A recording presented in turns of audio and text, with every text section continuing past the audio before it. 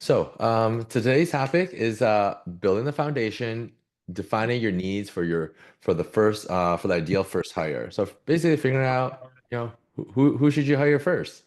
You feel like disorganized or you're bogged down with work, constantly feel like you're working in the business and not on it. All right. Does it feel like that to any of you? Yeah. Or is everything working great and you're just like, hey, this is cool.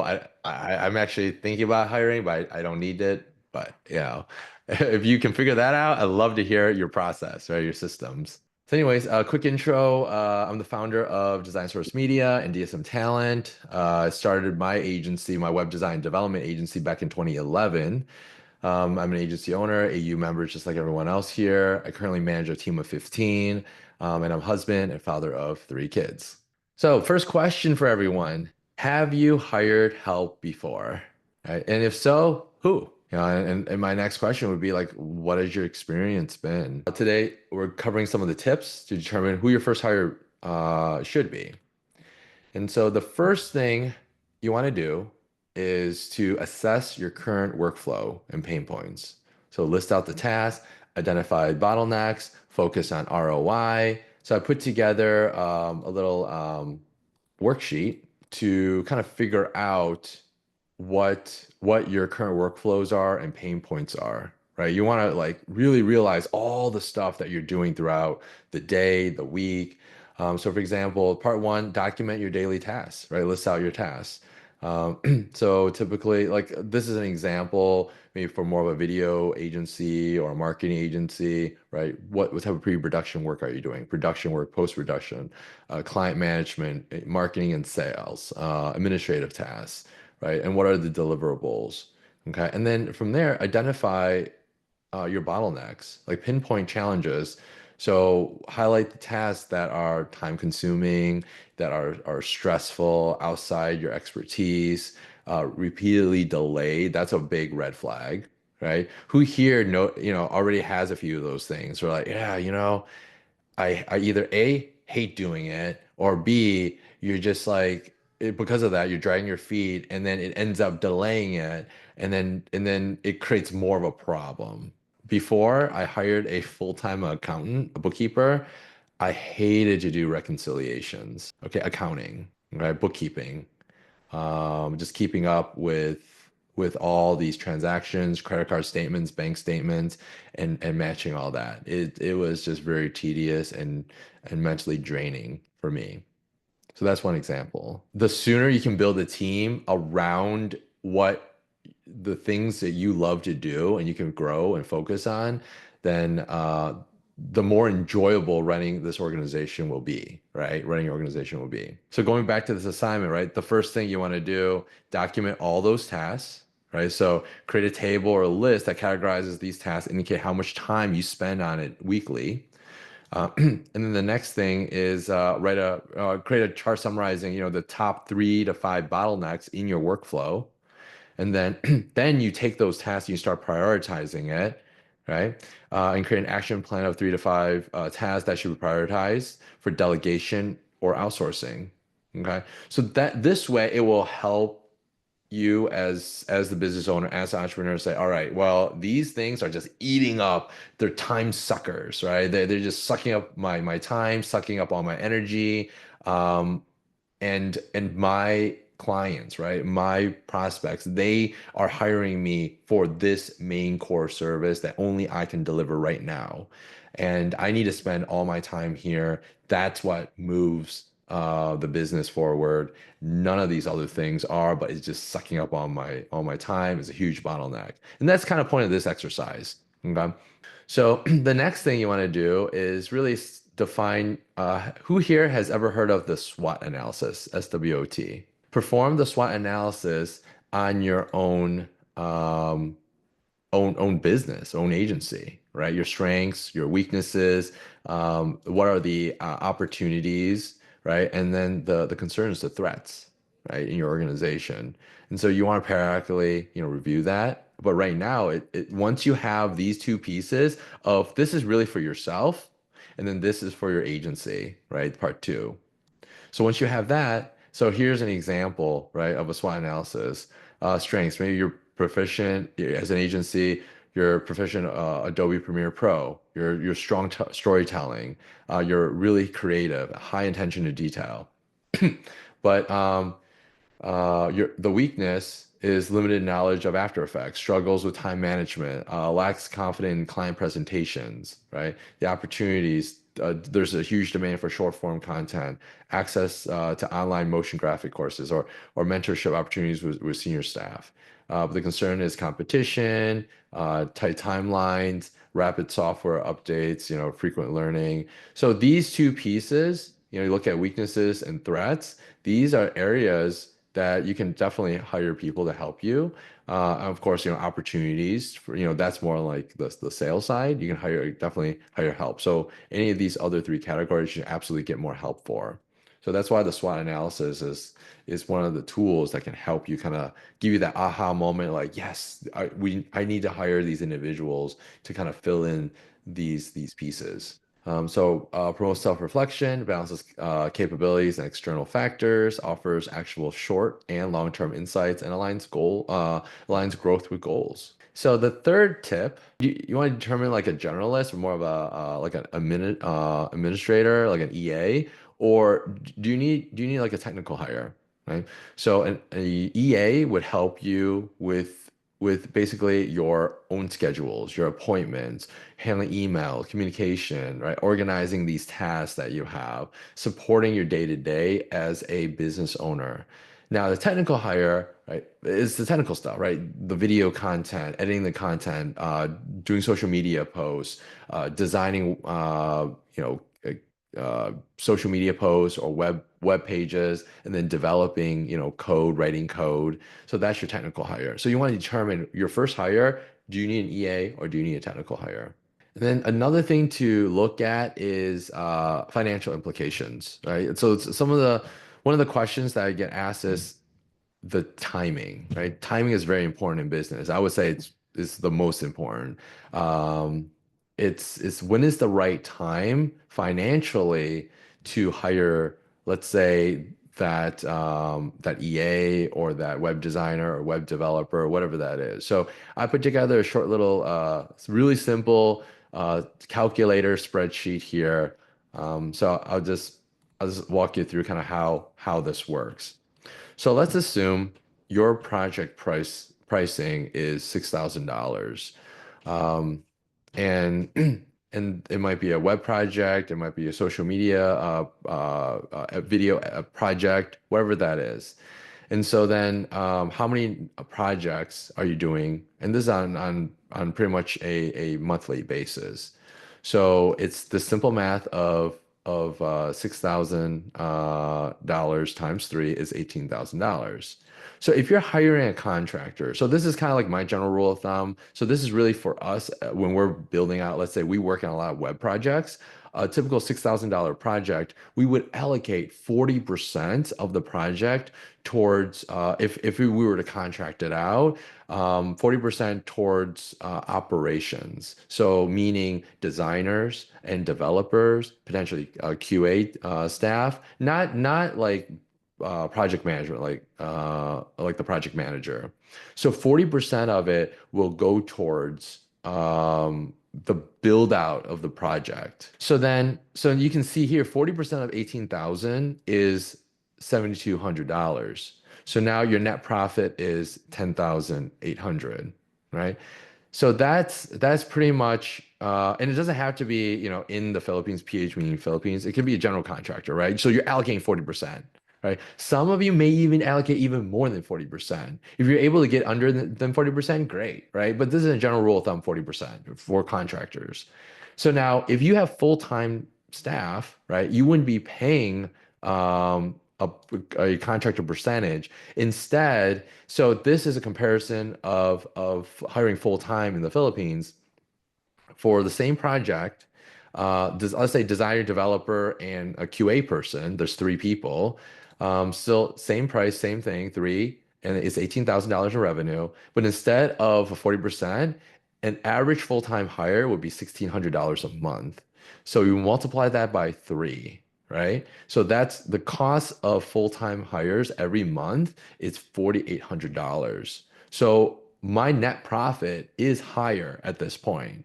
All right. So now let's play around with some numbers, right? And so if we go with, let's say we only get one project. So let's say you're in the very, very beginning, you only get one project, right?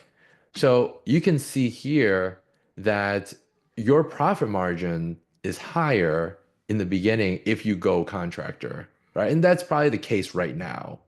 But as you hire more and more contractors, because it's a percentage of the of the project, because usually contractors are project based, you can go hourly too. But let's just say you go two, then okay, at two it evens out. But then at three, that's when you start, getting the advantage. But then keep in mind, right? If you go like let's say six, right? You may need to hire more people, but here's the big difference. This is stuff that the calculator won't show you, is that your contractor is not improving your systems, right? Your full-time team members that's part of your organization is. They're improving your systems. Maybe they're building more automations. They're documenting things. So they're making things faster and smoother. But when you're hiring contractors and you have to hire more contractors because now you have more projects, now you have to train new contractors, and you have to ensure that that contractor's quality of work meets your expectations and your standards. And if you don't have a full-time staff at all to manage those full-time contractors, now you've created more problems on your hands. Does that make sense?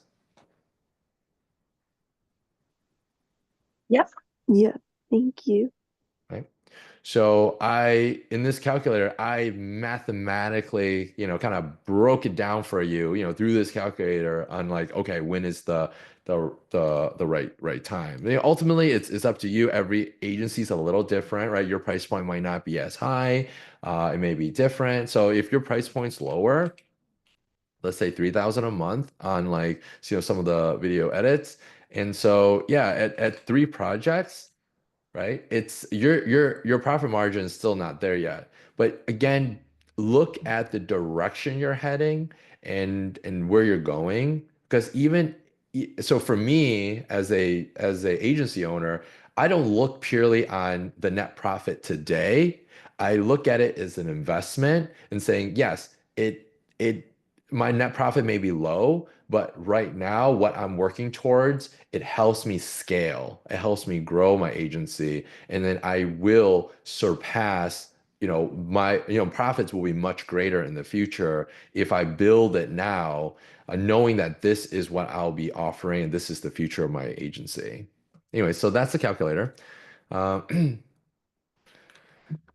and then clarify the role, right? What we have is a role blueprint, and this is one of the things that we put together for our agency partners that we work with, that we help recruit and staff. And this is one of the first things we put together is the role blueprint. So this is an example for a video editor. It's broken out into a job scorecard, and then job description, uh, then time expectations, and then finally questions to ask. And so I created some modules already in AU. So they're in the talent acquisition section of AU. This information is already broken down. There's already this template already there. So if you're interested in this, take a look at that. But this is the next piece that you want to do before you even start recruitment. Okay, so now you figured out all your tasks, what your bottlenecks are, financially when you're ready. You've clarified, like this is the role that you're looking for, right? Uh, so now you're starting recruitment and you're looking for like who should I be hiring? What type of person? For me, I prioritize soft skills over hard skills. Okay, so I'm not saying I'm not gonna, you could hire anyone off the streets, right? Yes, there's technical skills. That's a baseline. So it's not difficult finding individuals with with hard skills, right? Unless you're very, very specific. Like, oh yeah, I need a AI engineer that knows how to program in this like particular language, right? So that's very unique and nuanced. But in general, if you're looking for a video editor, executive assistant, you're looking for, more of the popular roles, finding hard skills is not hard to come by. It's the soft skills, like how well do they fit in your organization, their work ethic, are they adaptable? Because being in a small agency realm compared to working in a big corporate environment, huge difference. So are they able to quickly adapt and are they really agile? And then communication. Are they able to communicate well with you and the rest of the organization? Potentially, they might be client facing. So can they communicate to the clients? So that's soft skills. And then prepare your onboarding, right? What does your onboarding look like? Do you have templates? Do you have SOPs? Do you have clear set expectations? Not and the onboarding isn't just about um, like the training of the tools that you use, or just the processes, which is the SOP, like what you do, but also in our own onboarding, we try to understand them themselves, like the personality, what is their love language, what is their personality type, how do they think, so we can work well together. Okay. So for that onboarding piece, so would you do those assessments of potential hires, like the personality test as a packet or something like that? I I don't yeah, I do it during the onboarding. I don't do Okay. it all in one day. I break it out within the first 10 days. There's different types of personality tests or love language tests. And then after doing it, we talk about it, right? I don't do it before before they during the recruitment process essentially. And because I don't believe that personality should impact the if they should be hired or not. It's just important. It's important that you as the leader know how to manage and lead others with different personality types. Would this be more for like a contractor or for a full-time employee? Full-time employee. Because for a Oh, contractor, this would be a little too much for them. mm, They're okay. man, I just want to get hired for a project, right? They're a freelancer. Um, and technically, if you were to hire a contractor in the US and you did all this to them, um, I think you would probably break some IRS rules, right? So, because as a contractor, you cannot, um, or if you hire a contractor, you can't directly tell them what to do, right? The personality test, I don't think that's big of a deal. Sure, there's certain processes that you follow, but as soon as you start telling them, I need you to do exactly this, and this to create the end result, the output, then it starts getting to the gray area, and then the IRS will start categorizing as like, okay, is that a contractor or is that really an employee that you're directing? I was under the impression that like they were supposed to do whatever you want them to do. Just like project based, I guess, but have like the results that you want them to have. So I'm a little bit confused, I guess, now. Is everyone familiar with this? Anyone know about this? Is this the first time you guys have seen this? A little bit, because honestly, my mom has been in HR for a really long time, and I've been in a lot of situations where I was considered an employee but treated like a contractor. Like everybody Yeah. breaks these rules. So it's really Yeah. important to know this because you don't want to be the one owning a business and then breaking the rules and then having your Right. employees suing you because you're not providing benefits when you think they're a contractor, but they're really an employee. Yeah. Yeah. Yeah. Yeah. And Pamela, I don't want you to freak out right now. Like, oh my God, my contractor's gonna sue me, right? It's very unlikely. Okay. Um, but I always like to follow the rules. Okay. Especially when it comes to the IRS, right? The government. So one of the things is like a contractor versus a a employee. And the IRS is so confusing, like basically any government site. I'll just try to explain it in my own words to make it a little bit easier. Think of it this way. A contractor, you can't tell them like I need you to log in at 8 and log off at 5, right? I need you to technically you can't even really say like I need you to use this thing, this tool to do this, and then this to do this. What you can tell a contractor to do is like, I need this video edited by tomorrow. Okay. Like it's project. I need you to be able to deliver this offering. And think of the contractor as like they're running a business themselves, right? And they're offering a product and offering a service. So imagine, here's another way to look at it. Would it be crazy if someone went to you, Pamela, and said, "Oh, I know your business operations, your processes run like this, but I want you to change it." Right? Oh, your proposals that you're sending to me, I want you to change those proposals, right? It's not acceptable. I don't want you to send proposals anymore to me, right? I want you to just send me emails with a random, with a number, right? So it's like you're like, no, this is our process. This is what we follow, right? Why are you changing it?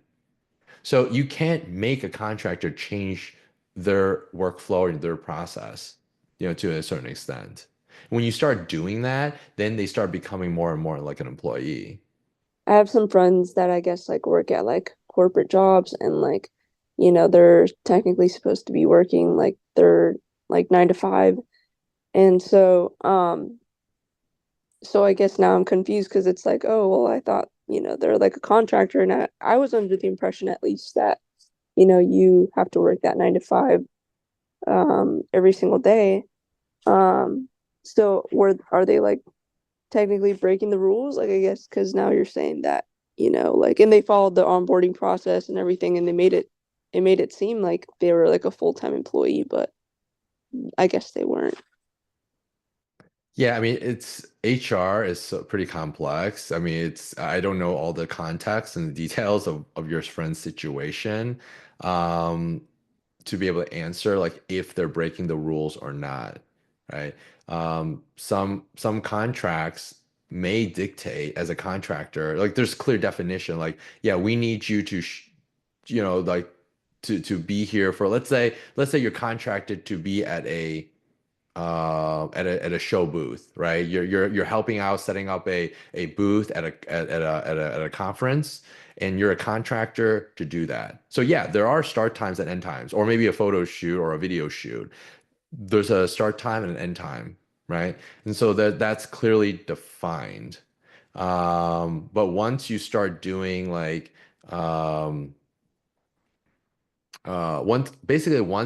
once that employer starts providing like telling you what to do and in more, I would say, details, then they become more and more like an employee. Usually one of the flags is that they're primarily working for one person, and their day is controlled by their employer. Okay. Mm, So those are some of the checks, okay. So a right? contractor would basically just be like, you have to fulfill X amount of tasks, but like not necessarily like, I guess, um, like working outside of the time, like after like 6, like you can't be doing that. Like that wouldn't be like a contractor. Like that would be like a Well, full-time if that's in the employee. contract, it's possible. Not Oh, necessarily time based, not necessarily like exactly. Yeah, it's not exactly. It doesn't have to be time based, but usually that is a red flag. Alicia, do you have any other tips or feedback you can help Pamela, since your family was in HR, your mom was in HR? I'm trying to think like I'd have to tell you my whole life story to be like really specific with some of my examples. But I guess the easiest to explain I used to work in nightlife right before this, and I worked for this club in Miami, and we had a particular type of dancers that you could imagine what they were. Um, so they were contractors, and it was like this whole thing in Vegas where they are now employees in Vegas because people weren't really respecting the labor laws. But basically, in Miami, because they're contractors, they're not employees. We can't tell them you have to be at the club at this time and you have to leave at this time. We can't really tell them what to do when they're there. Like, obviously, they're there to dance and perform certain services, but we can't tell them like who, like where to dance or who to interact with. Um, and they're kind of free to come and go as they please. And as long as they follow the base rules that we've laid out, Yeah. we couldn't really instruct them. We also couldn't use them in our content unless they wanted to. So we couldn't say like, everybody come at 8 o'clock, we're having a photo shoot. It would be like, we would be there and we would say, hey, if you want to, we're taking some photos and we can send them to you and you can be in them. But if we forced them and started using them in our marketing, then that would make them employees. So I don't know, that's kind of a weird example. I don't know if that is Yeah, yeah, helpful, yeah. That's but actually a really good example. Yeah, thank you. Thank you for sharing that. Yeah, that you're really welcome. helps. Thank you. Uh-huh, That was really insightful. Thank you so much. of course. So to make life easier, just hire full-time staff, and then we have our team in the Philippines, and we still follow all the labor laws, it's just a third of the cost, right? So that's why, I went down that path. So, um, so the next piece is like test with a small project first. So you onboarded the individual, have a little small project, and sometimes during our recruitment process, like for example, a video editor, we would provide a paid test before we send them the job offer. So they have to pass the small like video test. So we send them a little like test kit and see how they perform. But for other roles, start with a little small project, see how they do. And sometimes if they don't do well, if you think there's still, potential in the individual, then I'll keep coaching and keep going. If not, I just basically we just part ways, right? No harm, no foul. And then next would be make an informed decision, right? Such a unique situation, ensure your first hire aligns with your agency goals and fuels growth. And so I just want to kind of give you some examples, right? Like, so if you're experiencing, right, like you're spending hours on managing emails, scheduling meetings, administrative tasks, or you're lacking follow-up or delayed responses, right? Like for me, I had this bad habit of like after a client call or a prospect call, right? I would because I have back-to-back meetings, I would I would forget to send out the follow-up emails.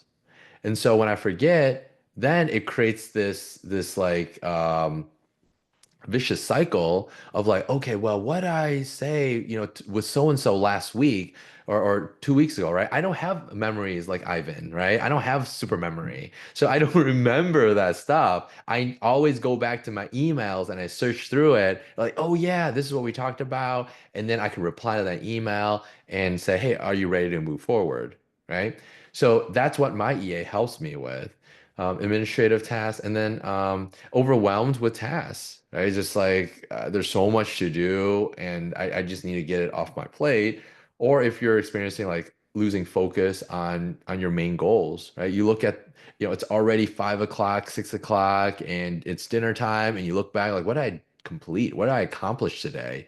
The big things that I wanted to do, it was sucked up with just sending emails or scheduling meetings, and I'm just like burned, right? I'm so exhausted. So that's the easy solution would be hiring an EA.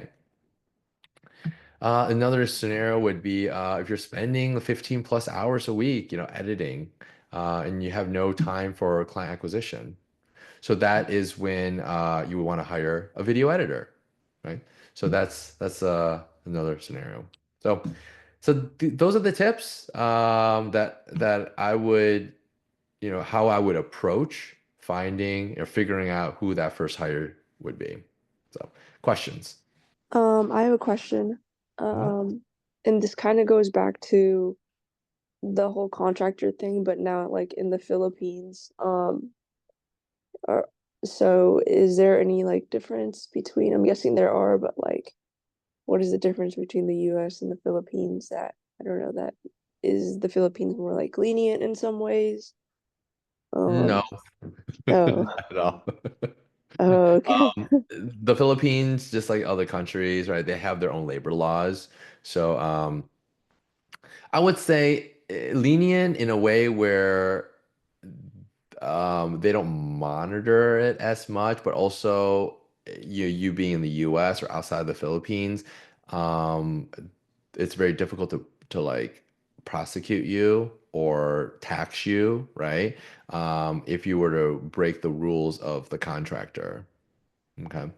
And to be clear, I'm not, I don't support that. I would not do that. I mean, there are labor laws in place for a reason, right? To help people have a safe and quality work environment. So instead, just follow the rules. And for example, even contractors here, right? 1099, depending on some of the industries, they want to get paid under the table, right? They want to get paid in cash. They don't want to report it, right? So the same thing applies in the Philippines. When you send money over to the Philippines, it's now their responsibility to file and submit the proper paperwork to the government, right? The Philippines government. Um, and if they don't, I mean, it's their responsibility, not yours. Oh, okay. Make sense? Yeah. Yeah. Thank you. Questions? So, yeah, I'll ask you the question that I foreshadowed in the beginning. Yeah. Um, so, yeah, you made it previously clear that executive assistant would probably be the best option that you would recommend to go with as the Mhm. first hire, full-time hire. But I was thinking because in my particular case, um, it's me and my wife doing it together, kind of like in Justin's case. Mhm. Um, my wife is able to, and she's also interested in doing all of the admin stuff, which I Okay. personally hate. Um, Yeah. would you then go with a full-time editor, for instance? What would be your second choice after the executive assistant? Well, yeah, it would be the technical hires, right? It also depends on your wife's skill sets too, right? Her being your admin, that means she's a very expensive admin, right? So, is there any other skill sets that she would be better? Example. So basically, what type of agency do you run? A video agency, marketing agency? Um, well, we're trying to be like a direct response marketing agency, video content marketing agency, Okay. and then trying to upsell the long content on top of that. Okay. Okay. So think of it this way.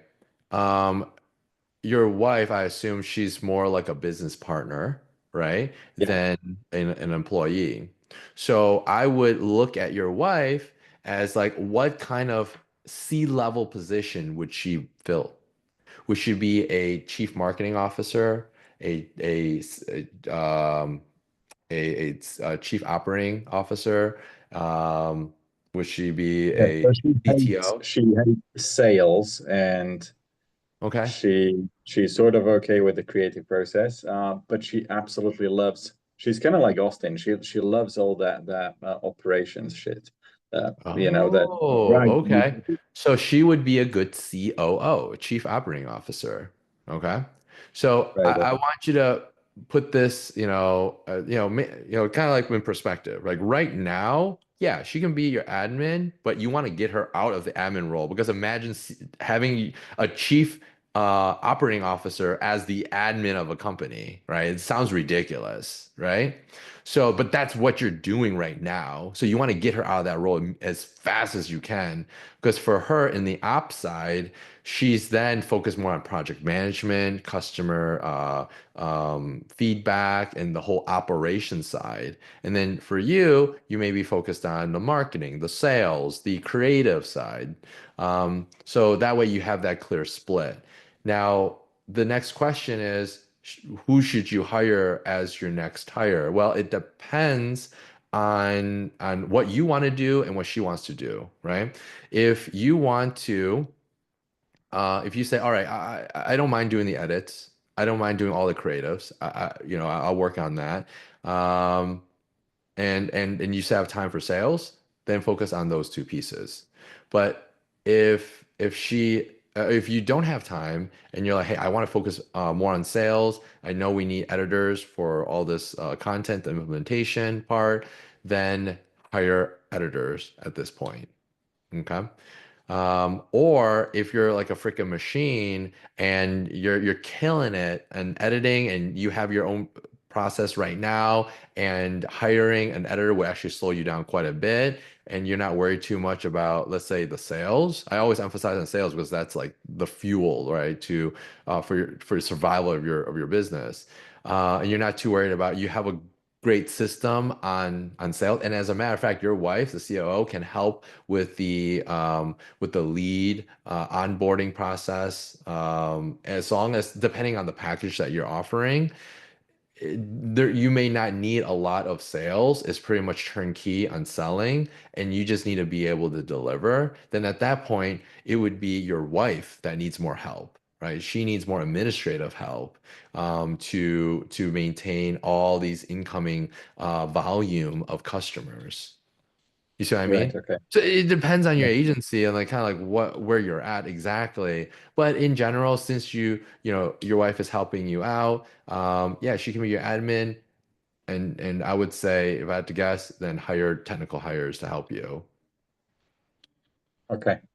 But All then right. after Cool. that, once you so and also one last thing, I would double up on your technical hires. Okay, so if you plan on hiring one video editor, get ready to hire your second as soon as possible.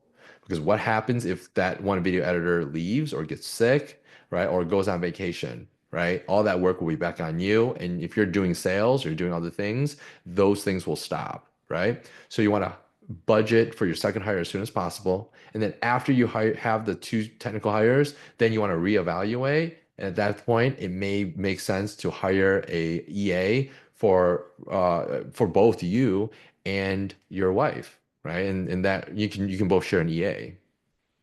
Yeah. Now, if you were to decide between hiring a salesperson and versus, let's say, editor, which one would you go with? Hmm. Um, it's hiring a salesperson can be pretty difficult if you don't have the process down. But the same thing could be a video editor, right? If you don't, so it depends on, are you better at sales or are you better at editing? Um, hard to say because as a I'm pretty good at editing.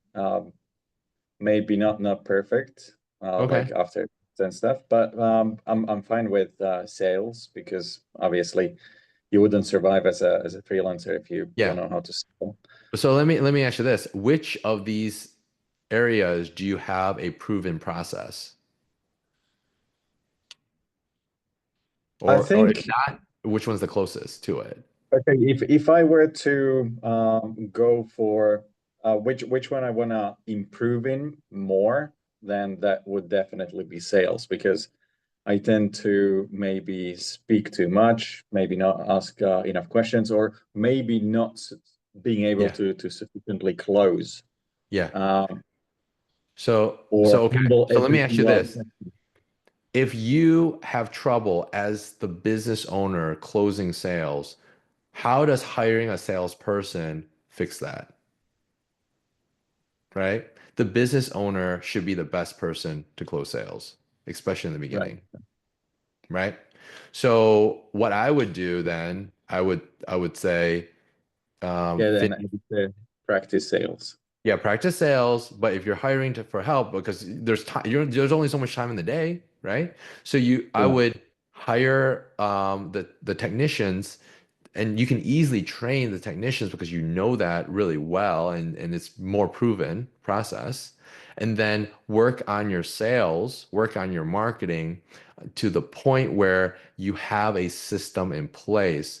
Then at that point, you know what to look for. Because right now, you may not know what type of salesperson you're looking for, right? What kind of marketer you're looking for.